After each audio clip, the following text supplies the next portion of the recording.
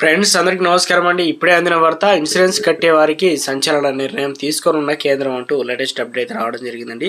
So ఆ వివరాలు ఏంటనేది మన వీడియో రూపంలో తెలుస్తుంది. వీడియోని పూర్తిగా చూడండి, కంప్లీట్ ఇన్ఫర్మేషన్ అనేది మీకు అర్థమవుతుందండి.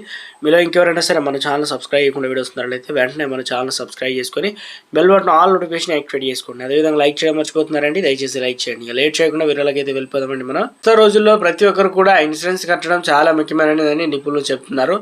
ఇక అందులోనూ హెల్త్ ఇన్సూరెన్స్ తప్పనిసరి తీసుకోవాల్సింది సూచిస్తున్నారు. కానీ ఇప్పటికే చాలా మంది కూడా హెల్త్ ఇన్సూరెన్స్ తీసుకునేందుకు వెనకడుగు వేస్తున్నారు. ఇన్సూరెన్స్ ప్రీమియం ఎక్కువగా ఉందని చాలా మంది తీసుకోవడం లేదు. అయితే ఈ క్రమంలో ఇన్సూరెన్స్ పాలసీలపైన కేంద్రం అదిరిపోయే గుడ్ న్యూస్ అయితే చెప్పనుందని సమాచారం తెలుస్తుంది. ఇక ఆ గుడ్ న్యూస్ ఏంటనేది, కేంద్రం నుంచి మనకు కలిగే బెనిఫిట్స్ ఏంటి, పూర్తిగా వివరాలు అనేది ఇప్పుడు మనం తెలుసుకుందాం, ప్రయత్నం చేద్దాం. జీఎస్టీ పూర్తిగా ఎత్తివేయడం లేదా తక్కువ స్థాయికి తగ్గించడం వంటి విషయాలని కేంద్రం వద్దకు ఎన్నో ప్రతిపాదనలు చేరాయి. ఈ విషయంపైన గత కొద్ది నెలలుగా నుంచి అనేక చర్చలు కొనసాగుతున్నాయి. ఈ క్రమంలో హెల్త్ ఇన్సూరెన్స్ పాలసీలపైన జీఎస్టీ పూర్తిగా ఎత్తివేసేందుకు కేంద్రం నిర్ణయం అయితే తీసుకుందన్న సమాచారం బలంగా వినిపిస్తుంది. జిఎస్టీ కౌన్సిల్లో మీటింగు డిసెంబర్ 21, 2022 తేదీలో జరగనుంది. ఇక ఈ మీటింగ్లో పలు ఇన్సూరెన్స్ పాలసీలపైన జీఎస్టీ పూర్తిగా ఎత్తివేయడం లేదా తగ్గించడం పైన నిర్ణయం తీసుకునే అవకాశాలు ఉన్నాయని తెలుస్తుంది.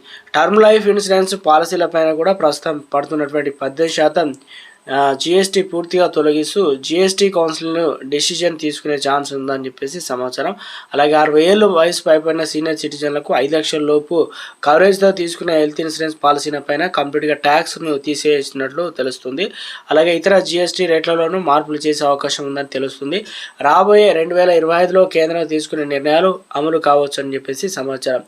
ఇన్సూరెన్స్లపైన మాత్రమే కాకుండా పలు అత్యవసర వస్తువులపైన కూడా జీఎస్టీ తగ్గించే అవకాశాలు అయితే కనిపిస్తున్నాయి. ఇంకా అలాగే లగ్జరీ గూడ్స్ పైన కూడా జీఎస్టీ పెంచవచ్చనే అంచనాలు కూడా ఉన్నాయి. అయితే డిసెంబర్లో జరిగే మీటింగ్లో వీటిపైన ఖచ్చితంగా నిర్ణయాలు తీసుకుంటారా లేదా చెప్పలేమని అంటున్నారు నిపుణులు.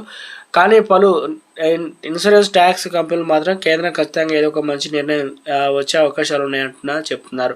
ఇంతో కేంద్రం సరైన నిర్ణయం తీసుకుంటే కనుక ఇన్సూరెన్స్ కట్టేవారికి ట్యాక్స్ బెనిఫిట్ ఖచ్చితంగా ఉంటాయి. ఇది సంగతి. ఇక సమాచారం గురించి మీరేమనుకుంటున్నారని కామెంట్ సెక్షన్